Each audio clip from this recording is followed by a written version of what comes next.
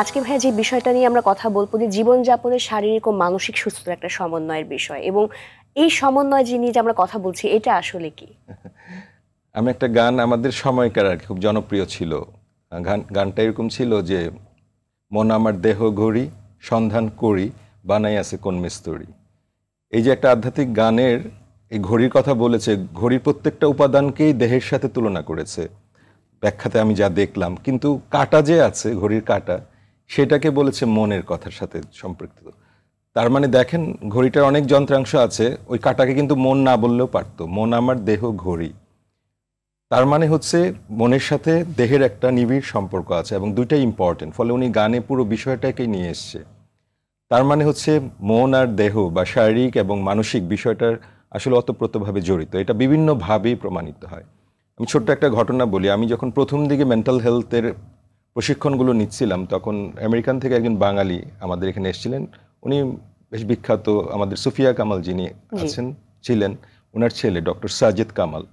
উনি বলছিলেন ওনার এক্সপেরিয়েন্স থেকে যে একজন ভদ্রমহিলা অনেক প্রাণবন্ত ছিল, কাজের ক্ষেত্রে উনি অনেক বেশি দক্ষ ছিল এবং অফিসে বেশ ভালো কাজ করতেন। হঠাৎ করে উনি প্যারালাইজড হয়ে গেলেন। ওই দেশে তো চিকিৎসা ব্যবস্থা অনেক উন্নত, তারা অনেক ধরনের ডায়াগনোসিস করার চেষ্টা করলো যে আসলে ওনার হলোটা কি।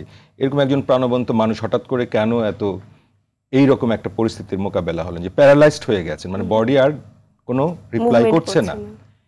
তখন তারা শেষ পর্যন্ত বললেন যে আচ্ছা উনি একটু একজন মনোবিজ্ঞানীর সাথে কথা বলুক, আমরা তো কিছু পারলাম না, দেখি ইয়ে হয় কিনা।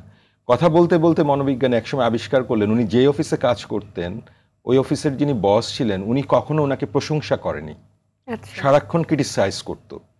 এই জিনিসটা উনি একসময় আর নিতে পারেন, ফলে ওনার শরীর কাজ করার জন্য আর কোনো ধরনের রেসপন্স করেনি, উনি আগ্রহটা হারিয়ে ফেলেছে। তার মানে আমরা এটাকে বলি সাইকোলজিক্যাল হাঙ্গার।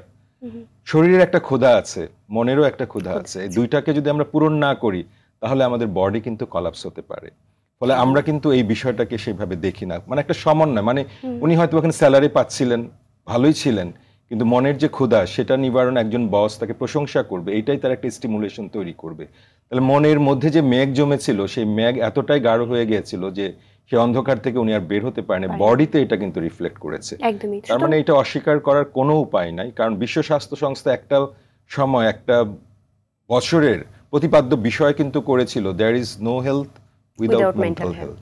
অর্থাৎ শারীরিক সক্ষমতা বা স্বাস্থ্যকে অনেকভাবেই গুরুত্ব দেওয়া হয়েছিল, কিন্তু বিশ্ব স্বাস্থ্য সংস্থার মতো একটা সংস্থা উপলব্ধি করতে পেরেছিল যে এইটাকে আসলে গুরুত্ব দেওয়ার জন্য একটা দিবসকে যদি আমরা প্রতিপাদ্য বিষয় রাখি হয়তো বা মানুষ কিছুটা সচেতন হবে। কিন্তু আমাদের এই গ্যাপটা আসলে আমাদের একদম জন্মকাল থেকেই।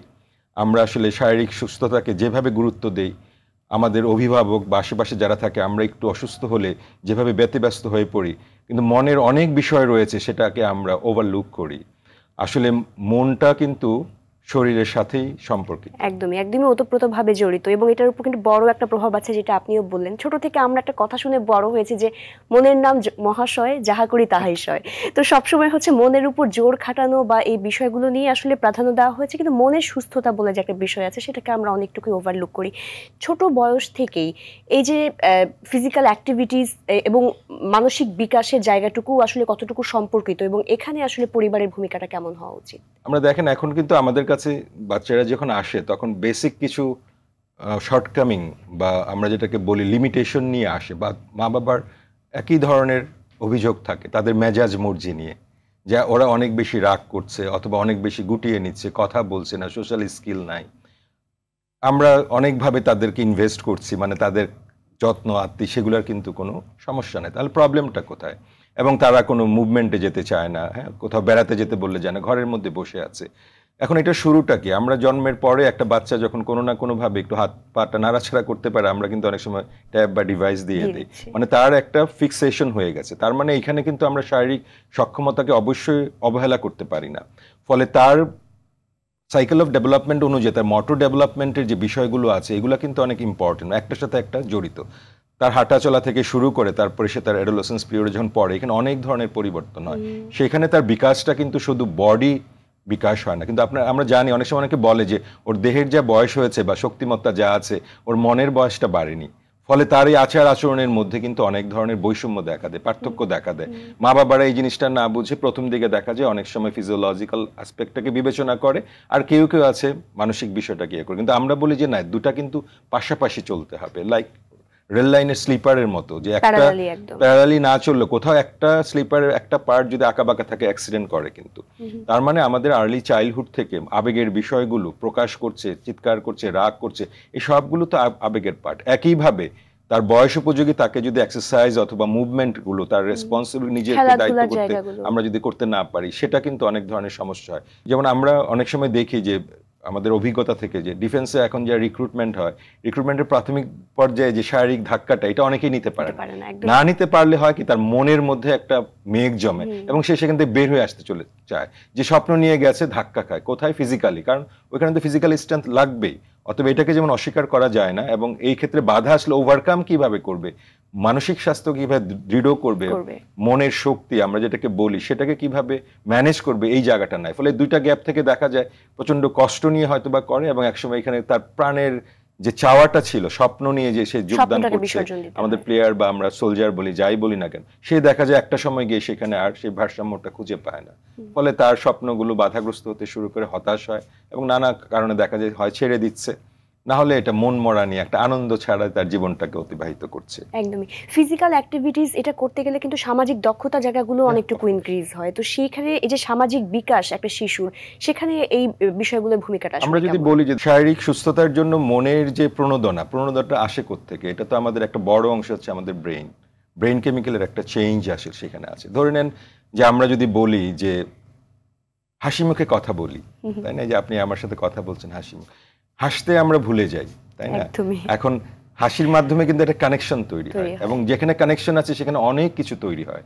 কানেকশন নাই মানে অনেক, তার মানে আমরা হাসিটাও ভুলে যাই। এখন আপনি হাসলে কি হচ্ছে, আমাদের ব্রেন কেমিক্যালের চেঞ্জ হচ্ছে, নিউরোট্রান্সমিটার এন্ডোরফিন নামে একটা কেমিক্যালের ইয়ে হয়। এবং আগে কিন্তু আমাদের শুনেছি হাসি অনেক রোগের মহৌষধ, আমরা শুনতাম, কিন্তু এখন বুঝি যে এটা সায়েন্টিফিক ভিত্তি আছে, যে এন্ডোরফিন কিন্তু রোগ প্রতিরোধ ক্ষমতা বাড়ায়, আমাদের ইমিউনিটি সিস্টেম গ্রো করে, শরীরে পেইন কিল করে। তার মানে একটা মানুষজন হাসি খুশি থাকে, মানুষ চারপাশে যারা থাকে তারাও কিন্তু প্রণোদিত হয়। তাহলে অনেকে বলে কি, আমাদের বলে ওই বন্ধুটা আসলে আড্ডাটা জমে, এটা একটা সোশ্যাল স্কিল, মানে সে হাসি মুখে আনন্দ নিয়ে সবকিছু করছে, তাই না? একটা মানুষের সাথে যখন আমরা কমিউনিকেশন করছি, প্রণোদিত হচ্ছি, স্টিমুলেশন দিচ্ছি, তখন সেও কিন্তু সেই জায়গাটায় অ্যাকসেপ্টেড হয়, এবং আমাদের এই জিনিসগুলো কিন্তু আস্তে আস্তে ডেভেলপ করে। শিশুদেরকেও আমাদের সেই জায়গাটা আসলে প্র্যাকটিসের জায়গাগুলোকে নিয়ে আসা উচিত। সে কথা বলবে, আবেগ প্রকাশ, আমরা অনেক সময় বলি আবেগ প্রকাশও কিন্তু সোশ্যাল স্কিলেরই। আপনি যদি মেনে নেন সোশ্যাল স্কিলের জায়গাটা না থাকে, কখন না বলবেন, কতক্ষণ কোথায় আমি হ্যাঁ বলবো, এটাও কিন্তু একটা দক্ষতা। এই হা না বলাটা আমাদের জন্য একটা স্ট্রেস হয়, আর স্ট্রেস হলে আমরা জানি আমাদের সেখানেও কিন্তু ব্রেন কেমিক্যালের একটা চেঞ্জ হয়, এবং মাত্রা অতিরিক্ত স্ট্রেস এসে দিন শেষে আমাদের হয় আমাদের অ্যাগ্রেসিভ করে ফেলে, না হলে আমাদেরকে ডিপ্রেসিভ করে ফেলে। এই দুইটা কিন্তু কখনোই সোশ্যালাইজেশনের জন্য হেলদি না। দেহের জন্য যা প্রয়োজন, মনের জন্য যা প্রয়োজন, সেগুলোর যদি প্রতিদিন একটা ছোট্ট চেকলিস্ট করে আমি ছোট ছোট কাজ করি, আমার ডোপামিনের সিক্রেশন হবে। আমি একটুখানি নেচার এক্সপোজ করে, বাইরে যাই না, ঘরের মধ্যে বসে আছি, পর্দা লাগিয়ে বসে আছি, রোদ নাই, কোনো কিছু নাই, আমাদের কি হয়, সেরোটোনিনের অভাব হয়। এই সেরোটোনিন কিন্তু আমাকে অভাবটা কিন্তু ডিপ্রেসিভ মুড ক্রিয়েট করে আমাদেরকে। কি করবেন, একটু নেচারকে এক্সপোজ করেন, শরীরে একটু সূর্যের আলো কোথায় ঘরে বসে পাবেন, নো, আপনাকে বের হতে হবে, প্রকৃতির মাঝে যেতে হবে। তার মানে আপনি দেখেন শরীরের সাথে মনের যে সমন্বয়, সেটা কিন্তু অনেক বড় একটা বিষয়। আরেকটা বিষয় মানে জেনে অবাক, মানে আমি অবাক হয়েছে যে আমরা তো ভাবি যে পুরো বিষয়টা হচ্ছে মেন্টাল হেলথের একটা বড় বিষয় ব্রেইনের সাথে, ব্রেইন কেমিক্যালের সাথে, কিন্তু আমাদের অন্ত্র যেটা আছে সেখানের একটা উপাদান কিন্তু ব্রেইন কেমিক্যালের কাজ করে সেরোটোনিন বের করে। এবং অবাক হওয়ার মতো আমার কাছে মনে হয়েছে যে 5 থেকে 10% সেরোটোনিন ব্রেইন কেমিক্যালের চেঞ্জ হয়, আর অন্ত্র যদি আমার ভালো থাকে, আমার এই সিস্টেমটা যদি অনেক বেশি হয়, সেইখানের যে কেমিক্যাল গুলো আছে সেটা অ্যামাইনো অ্যাসিড বা আদার্স এটাকে ট্রান্সফার করে সেরোটোনিন তৈরি করে। তাহলে দেখেন আমরা আমাদের যদি সোশ্যাল স্কিল ডেভেলপ হয়, ডিসিপ্লিন হয়, আমি খাবারটা যদি হেলদি ওয়েতে খাই, আমার যদি কোনো ধরনের হজমে বা আদার্স সমস্যা না হয়, আমরা অনেক সময় রোগ খুঁজে পাই না, বিকজ এটা একটা হেলদি প্র্যাকটিসের ব্যাপার। তাহলে সেটাও কিন্তু শরীরের পার্ট, ইন্টারনাল অর্গান, সেইখানে সুস্থতা দেখেন আমার ব্রেন কেমিক্যালের যে চেঞ্জ তার চেয়ে বড় একটা ভূমিকা কিন্তু রাখছে। ফলে আপনার যদি কোনো কারণে অন্ত্রের সমস্যা হয়, আপনি সারাক্ষণ অস্বস্তিতে ভুগবেন, ডাইজেস্ট যদি না হয়, প্রসেসটা যদি ঠিক মতো হজমের জায়গায় না যায়, আপনি কি সারাদিন অস্বস্তিতে ভুগবেন, কারোর সাথে কথা বলতে ইচ্ছে করবে না, ইরিটেশন লাগবে। সো আপনি নিজের সাথে নিজে সারাক্ষণ ফাইট করবেন। আর এখন আমরা একটু কিছু হলে তো গ্যাসের ওষুধ তো এখন মুড়ি মুরগির মতো খাচ্ছি, বাট এটা সলভ না। আপনাকে শরীর মনের একটু ডিসিপ্লিন আসলে, এই ধরনের বিষয়গুলোকে যুক্ত হলে, সোশ্যাল স্কিলগুলোকে ডেভেলপ করলে আপনার অটোমেটিক শরীর এবং মন দুটা পাশাপাশি যদি হয়, আপনি ব্যালেন্স করতে পারবেন। হয়তো বা একটু মন খারাপ, কিন্তু শরীরের শক্তি আপনাকে এটাকে রিকভার করতে সহযোগিতা করবে। আবার শরীর খারাপ কিছু সময়ের জন্য একটু খারাপ লাগতে পারে, কিন্তু যদি মনের স্বাস্থ্য, মানসিক সক্ষমতা বলে, বুদ্ধিমত্তা, আবেগের নিয়ন্ত্রণ বা ম্যানেজমেন্ট এবং আচরণের একটা ব্যালেন্স আমাদের জীবনকে অনেক বেশি সুন্দর করে সেই জায়গায়।